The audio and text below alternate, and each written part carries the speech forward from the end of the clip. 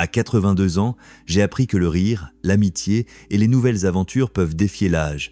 Mais lorsqu'un mystère se dévoile dans notre jardin communautaire, nos liens resteront-ils solides ou se déferont-ils ? Alors que je m'installe dans ma chaise préférée, le soleil pénétrant à travers la fenêtre, je ne peux m'empêcher de réfléchir aux petits mais substantiels changements que j'ai apportés à ma routine quotidienne. À l'âge de 78 ans, j'ai accumulé un véritable trésor d'expérience qui affirme l'importance de la constance dans ses habitudes. Lorsque je pense à mon ami Walter, avec sa chevelure blanche ébouriffée et ses yeux bleus pétillants, je me souviens de la façon dont il souligne toujours le pouvoir d'un bon livre. Il m'a dit un jour que la lecture l'aide à garder son esprit agile et jeune, tout comme son jardinage maintient son esprit vibrant. Les livres ne nous divertissent pas seulement, mais nous permettent également d'explorer de nouveaux mondes et idées, ce qui est crucial à mesure que nous vieillissons.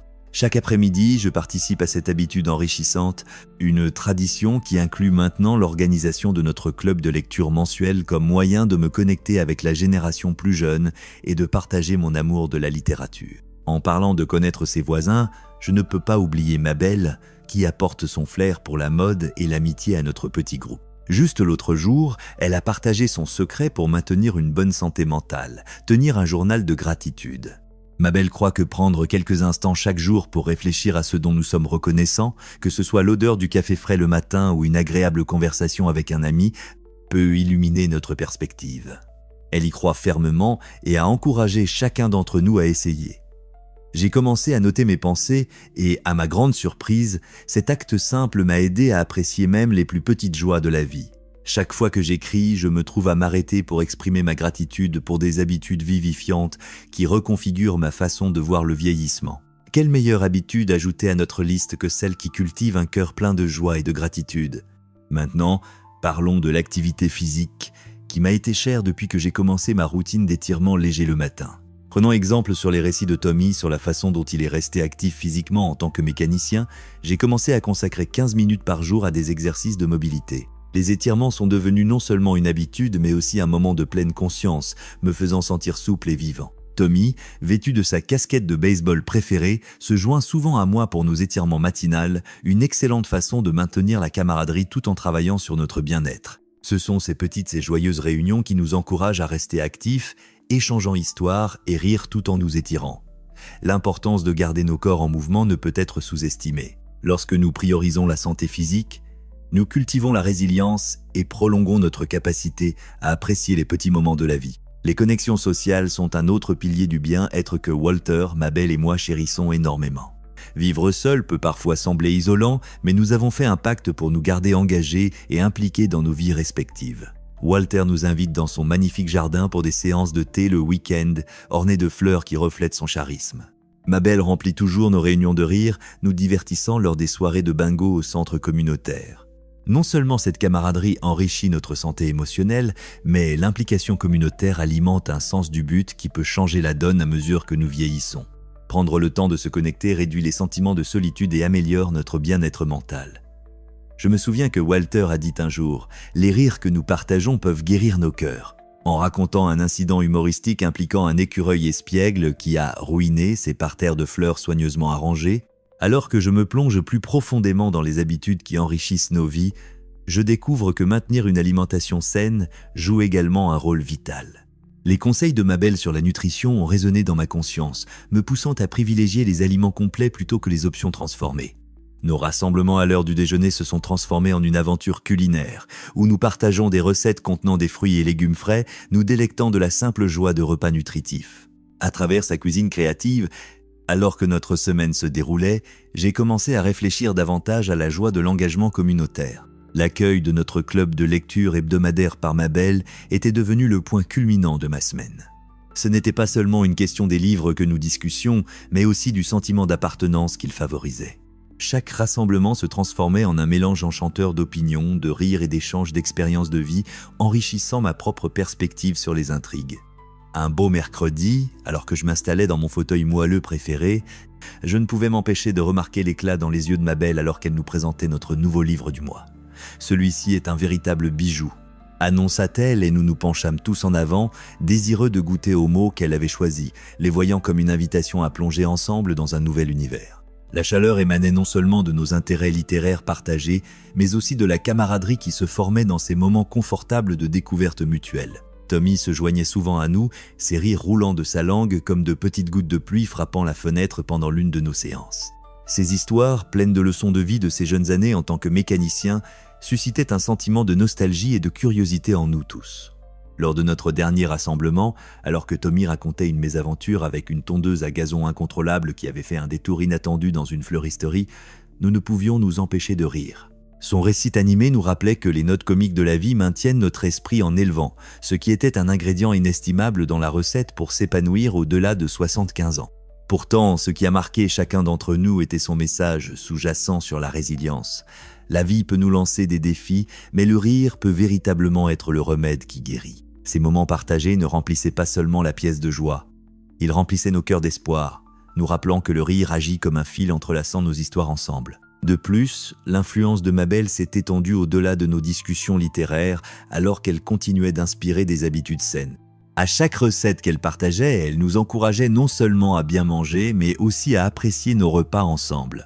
Elle nous a fait découvrir de nouveaux ingrédients comme le quinoa et le chou frisé. Je dirais que je n'aurais jamais pensé aimer une nourriture aussi nutritive. Un après-midi ensoleillé, j'ai invité Mabel et Tommy à un déjeuner simple mais copieux, avec l'une de ces salades faites maison débordant de saveurs.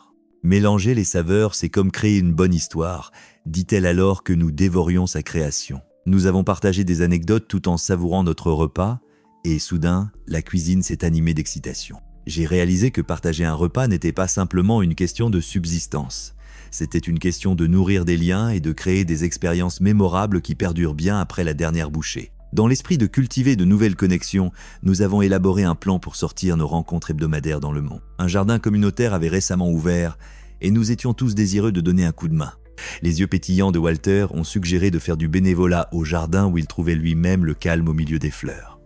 Il y a quelque chose de véritablement apaisant à mettre nos mains dans la terre, s'exclama T, et nous avons tous hoché la tête en signe d'accord enthousiaste.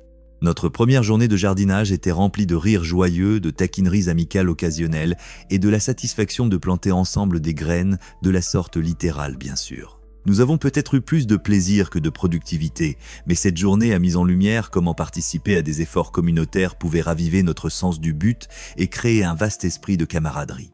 Non seulement nous promouvions des vies saines grâce au jardinage, mais nous semions aussi des amitiés plus profondes. Alors que nous continuons à nourrir ces habitudes, j'ai commencé à adopter plus passionnément la notion d'. Le jour suivant notre après-midi de jardinage réussi, j'ai décidé de prendre à cœur les conseils de Mabel et de me concentrer davantage sur la nutrition de mon corps grâce à une bonne alimentation. Inspiré par notre récente session culinaire, je suis allé au marché local des producteurs. En me promenant parmi les stands vibrants, les couleurs des produits frais irradiaient de joie. Les tomates dansaient sous la lumière du soleil, tandis que les avocats se présentaient comme de petits joyaux attendant ma sélection minutieuse. Je me sentais comme un enfant dans un magasin de bonbons exubérants tout en étant conscient des choix que je faisais. Je me suis interrogé sur la valeur de ces aliments, sachant que je pouvais préparer des repas qui soutiendraient ma vitalité, non seulement pour aujourd'hui, mais pour les années à venir. Les paroles de Mabel résonnaient dans mon esprit, la bonne nourriture est notre médecine, et j'étais déterminé à embrasser sa philosophie de tout mon cœur. De retour chez moi, j'ai décidé d'expérimenter une nouvelle recette à base de légumes rôtis et de quinoa. J'ai sorti mon précieux livre de cuisine, un volume usé mais chéri, rempli de notes et de projections issues de mes nombreuses escapades culinaires. En coupant, mélangeant et assaisonnant, j'ai réalisé à quel point cuisiner était devenu thérapeutique. La mélodie des légumes qui crépitaient emplissait la cuisine et une vague de satisfaction m'a envahi. J'avais l'impression de créer non seulement un repas mais une œuvre d'art. Chaque ingrédient était un coup de pinceau dans la grande toile de ma santé. Ce qui était autrefois une corvée banale s'était transformé en un nouveau passe-temps passionnant, revigorant mon esprit tout en remplissant mes assiettes de couleurs et de saveurs. J'étais entièrement d'accord avec Mabel, il y avait une communauté dans la nourriture et j'étais prêt à plonger dans ce monde délicieux. Encouragé par mes progrès, j'ai décidé d'inviter Mabel et Tommy à un repas hebdomadaire où je pourrais montrer mes compétences culinaires nouvellement acquises. J'espérais partager non seulement de la bonne nourriture, mais aussi l'énergie vibrante qui se développait en moi. En préparant le repas, l'arôme flottait dans ma maison comme une étreinte chaleureuse, ravissant mes sens alors que l'anticipation s'enroulait autour des bords de mon cœur. Lorsque l'après-midi est arrivé, Mabel et Tommy sont entrés, leurs expressions illuminant leurs visages dès qu'ils ont perçu les senteurs savoureuses. « Tu as vraiment préparé ça ?» C'est enquise Mabel avec un sourire affectueux, ses lunettes glissant légèrement sur son nez. Je ne pouvais m'empêcher de sourire largement, fier des créations colorées étalées sur la table devant nous. Nous nous sommes rassemblés autour de la table, les assiettes hautes de ce festin coloré, et j'ai ressenti un profond sentiment d'appartenance. La conversation a coulé facilement alors que nous partagions des rires en mangeant, le récit de Tommy sur une aventure qu'il avait eue à réparer une vieille voiture se mêlant harmonieusement au croquant des légumes. Nous avons ressenti la joie de la nutrition tant physiquement qu'émotionnellement, renforçant nos liens par le rire et la camaraderie. C'était une tapisserie sans effort de souvenirs partagés et de nourriture nourrissante. J'ai regardé Mabel et Tommy, leurs yeux étincelants de joie, et j'ai vu la connexion vibrante que nous avions cultivée à travers nos efforts continus pour embrasser ces rituels enrichissants. Chaque bouchée était un rappel de l'importance de célébrer la vie ensemble, nourrissant à la fois le corps et l'esprit. Alors que le repas touchait à sa fin et que les bavardages se réchauffaient dans une chaleur confortable, Mabel aborda un nouveau sujet, le sommeil. Je lis beaucoup sur l'importance du sommeil pour maintenir nos niveaux d'énergie et notre santé cognitive, dit-elle ajustant ses lunettes. Je hochai la tête, conscient que le sommeil prenait souvent le pas sur nos vies trépidantes, mais de temps à autre, il exigeait notre attention. Un sommeil de qualité est tout aussi crucial que notre alimentation, continua-t-elle avec un sérieux qui suscita mon intérêt. Elle partagea des informations sur l'établissement d'une routine apaisante au coucher qui pourrait nous guider vers des nuits plus reposantes. Frappé par sa conviction, je ressentis, avec la tradition de nos réunions hebdomadaires bien établies, nous avons décidé d'explorer d'autres habitudes qui contribuent à l'épanouissement après 75 ans. Un après-midi ensoleillé, alors que nous savourions du thé aux plantes fraîchement préparées, j'ai proposé de nous concentrer sur l'hydratation. Savez-vous que rester correctement hydraté peut avoir un impact incroyable sur notre bien-être physique et mental ? Et je demandai, remarquant les regards perplexes sur leur visage. Mabel s'est penchée en avant, les yeux pétillants derrière ses lunettes. J'avais l'intention de boire plus d'eau, mais je ne réalisais pas à quel point c'est important pour vieillir avec grâce. Tommy a ri, je pourrais remplacer quelques sodas l'après-midi par un bon verre d'eau, c'est sûr. Je pouvais sentir la conversation bouillonner d'excitation. Motivé par notre enthousiasme, je suis arrivé préparé avec une liste de manières créatives d'incorporer l'hydratation dans nos vies quotidiennes. Au cours de notre conversation, j'ai partagé des habitudes simples comme garder une bouteille d'eau à proximité, ajouter des tranches de citron ou de concombre pour le goût et savourer des soupes ou des smoothies qui peuvent compter dans notre apport quotidien. Mabel a suggéré que nous lancions chacun un défi pour boire un verre d'eau supplémentaire chaque jour pendant la semaine suivante, transformant cela en une sorte de jeu. L'idée a déclenché une multitude de blagues sur les guerriers de l'eau et les héros de l'hydratation, et bientôt tout le monde riait et se félicitait, promettant de prendre l'hydratation au sérieux. C'était agréable de savoir que nous abordions ensemble une autre couche de vitalité. Au fur et à mesure que la semaine avançait, j'ai également entrepris le voyage de l'apprentissage tout au long de la vie, inspiré par la sagesse et l'encouragement de mes amis. J'avais récemment découvert une plateforme en ligne proposant une variété de cours allant de l'histoire à la cuisine, en passant par la technologie. Pourquoi ne pas rafraîchir mes compétences informatiques ? Me suis-je dit en consultant les cours. Je me retrouvais souvent à éviter la technologie, me sentant comme un dinosaure dans un monde numérique. Mais au moment où je me suis inscrit à un cours sur l'utilisation des réseaux sociaux, je me suis senti revigoré. Chaque module était accompagné de vidéos divertissantes et de quiz simples, servant de rappel doux que ce n'est jamais trop tard pour stimuler son esprit. L'énergie renouvelée entourant mon processus d'apprentissage ressemblait à une brise printanière rafraîchissante, m'encourageant à garder la flamme de la curiosité vivante. Lors de notre prochaine réunion, j'ai partagé avec enthousiasme mon expérience avec Mabel et Tommy. C'est étonnant à quelle vitesse j'ai acquis de nouvelles compétences. Leur ai-je dit, le cœur battant d'enthousiasme. Mabel a fait remarquer son propre parcours de découverte numérique, se remémorant comment elle avait appris à utiliser les appels vidéo pour se connecter avec ses petits-enfants. Il y a quelque chose de magique à voir leur visage pendant que nous parlons. S'est-elle exclamée, les yeux brillants de joie. Tommy a ajouté l'importance de raconter des histoires, partageant qu'il avait commencé à écrire des réflexions sur sa jeunesse, assez pour captiver les jeunes voisins qui lui demandaient souvent plus de contes. Ensemble, nous avons échangé des ressources et des idées, alimentant un feu d'enthousiasme pour continuer à explorer, cultivant ainsi une atmosphère enrichissante de croissance intellectuelle. Alors que la chaleur de la camaraderie nous enveloppait, le sujet de la pleine conscience a émergé. Je ne me souviens plus qui l'a apporté.